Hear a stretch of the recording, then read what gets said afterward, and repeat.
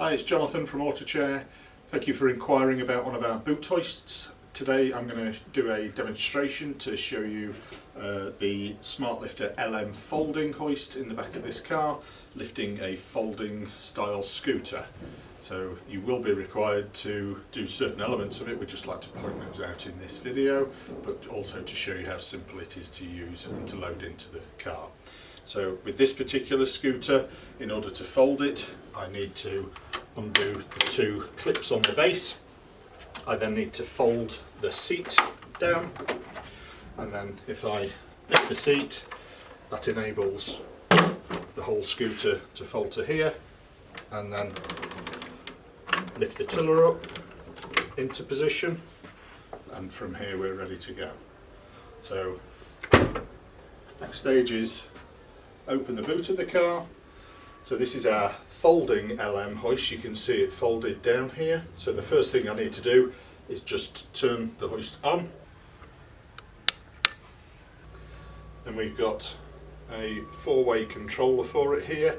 It's just on a magnetic strip, so it just sticks to the pivot post. So you will either have a two-way handset if you've got a two-way hoist, which is just up and down, or a four-way handset for the four-way hoist, which is up, down, in and out, and the in and out buttons are handed depending on which side of the vehicle the hoist is installed onto. So the arrow that faces into the car powers the hoist in, and the out powers it out. In order to put the hoist arm up, I need to bring it out of the car far enough so it will clear the roof lining. So I just press the out button. When it gets to there, I can lift the end of the arm up. This will then click into place, which is in its lifting position. So now I can rotate it fully out of the car. And this particular scooter we haven't needed to attach a lifting bracket to, because it has a lifting handle which is already supplied by the manufacturer. So we can lower the hoist down, clip the carabiner clip onto this handle,